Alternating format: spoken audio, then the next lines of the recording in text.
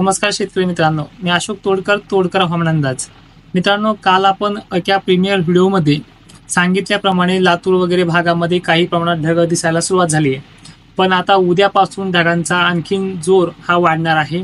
काही भागामध्ये आज ढग नसताना सुद्धा त्या भागामध्ये वातावरण क्लिअर होतं, पण त्या भागामध्ये उद्या बुधवारी त्या ढगांमध्ये थोडा बदल होणार आहे. तर सगळ्यात सुरुवातीला ढगांची संख्या वाढणारा जो जिल्हा आहे तो म्हणजे लातूर जिल्हा आहे, सोलापूर जिल्हा आहे, जालना जिल्ह्यात सुद्धा काही ठिकाणी हे ढग दिसतील. हिंगोली वाशिम परिसरात सुद्धा हा ढगांचा बदल पाहायला मिळणार आहे.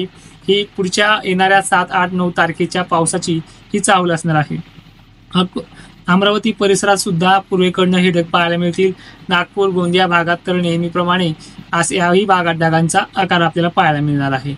पश्चिम महाराष्ट्रात विचार केला तर नाशिक जिल्ह्यामध्ये सुद्धा मालेगाव परिसर, अहमदनगर परिसराकडे जो येवला देवळा परिसर आहे, सटाणा परिसर आहे, या भागात देखील हे ढगाळ वातावरण पाहायला मिळेल. जास्त काही मोठं नाहीये, पण ढग मात्र चांगल्या पद्धतीने चमकू लागतील. असं वाटेल की आपल्याला 2-4 दिवसात पाऊस येतो की काय. सांगली परिसरात सुद्धा पश्चिमेकडनं हे ढग दिसतील. सातारा पुणे पट्ट्यात सुद्धा हे ढग पाहायला मिळणार आहे. या ढगांमध्ये काही पाऊस वगैरे आहे का, पावसाची काही शक्यता आहे का, हे देखील आपण पाहणार आहोत.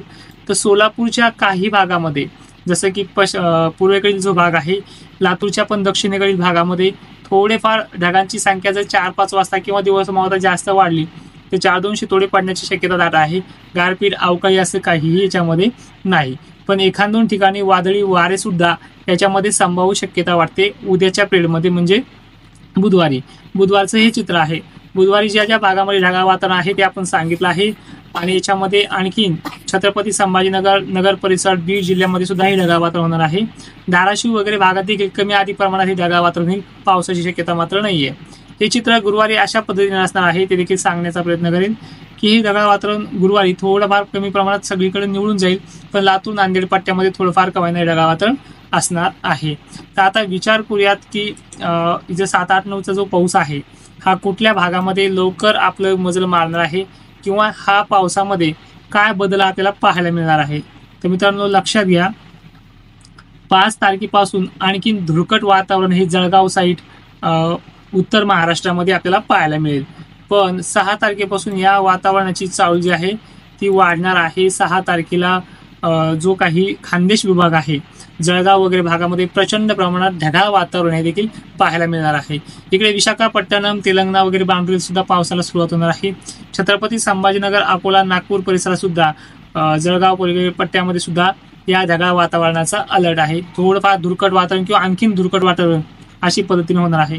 शहादा जळगाव परिसरामध्ये सावलीसारखं वातावरण देखील या काळामध्ये पाहायला मिळणार आहे. विशेष म्हणजे 7 तारखेची जी गोष्ट आहे, 7 तारखेला पाऊस प्रवेश करतो आहे. तो जिल्हा आहे नागपूर जिल्हा, चंद्रपूर जिल्हा, गोंदिया जिल्हा, गडचिरोली परिसर, वर्धा जिल्ह्यात काही मोजक्या ठिकाणी, तसेच अकोला अमरावतीमध्ये सुद्धा स्थानिक वातावरण तयार होऊन शितोळे पडण्याचे चान्सेस आहेत. चंद्रपूर जिल्ह्यामध्ये काही ठिकाणी मेघगर्जनेसह पाऊस होण्याचे चान्सेस आहेत. ती तारीख आहे 7 एप्रिल. याच कालखंडामध्ये नांदेड पट्ट्यामध्ये सुद्धा पावसाचे चान्सेस आहेत. नांदेड, लातूर, परभणी या भागात देखील शितोळे पडण्याचे चान्सेस याच कालखंडामध्ये आहे. या भागामध्ये चंद्रपूर वगैरे भागामध्ये हा पाऊस पावसाळ्यासारखा पडू शकतो. चांगला काही ठिकाणी पेंडवलता, तर काही ठिकाणी अधिक जोर देखील याचा राहू शकतो. अकोला अमरावती परिसरामध्ये, तसेच वर्धा परिसरामध्ये, कारंजा, लाड, वाशिम, पुसद, डिग्रज, यवतमाळ परिसरामध्ये सुद्धा वातावरण चांगलंच बनणार आहे. हिंगोलीपर्यंत ह्या पावसाचा अलर्ट आहे. कदाचित ह्या 2-4 दिवसामध्ये आणखीन तो रडार बनू शकतो. खामगाव, मेहकर परिसराकडे सुद्धा या वातावरणाची सिस्टीम रडार बनलेला आहे. आणि विशेष म्हणजे हिंगणघाट परिसराकडे सुद्धा याचा जोर असणार आहे. याच कालखंडामध्ये कोल्हापूर, सांगली भागामध्ये सुद्धा मुसळधार ते मध्यम जोरदार पावसाची शक्यता देखील या कालखंडात आहे. बेळगाव पासून तो कोल्हापूरपर्यंत सांगलीपर्यंत या 8 तारखेच्या पावसाचा रडार बनलेला आहे. तर मित्रांनो, अशा पद्धतीचा रडार होता.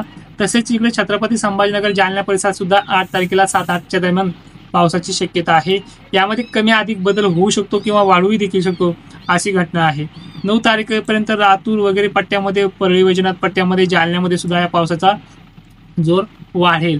आणि 9-10 तारखेनंतर हा नागपूर जिल्ह्यामध्ये, तसेच चंद्रपूर, गोंदिया जिल्ह्यामध्ये सुद्धा आपला प्रभाव वाढवण्याची शक्यता दिसते आहे. 7 तारखेपासून तर 12-13 तारखेपर्यंत पावसाचा जोर हा चांगल्या पद्धतीने वाढणार आहे.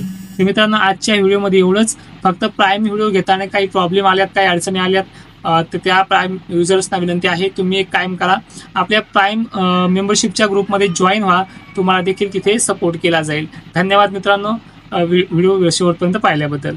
जय शिवराय.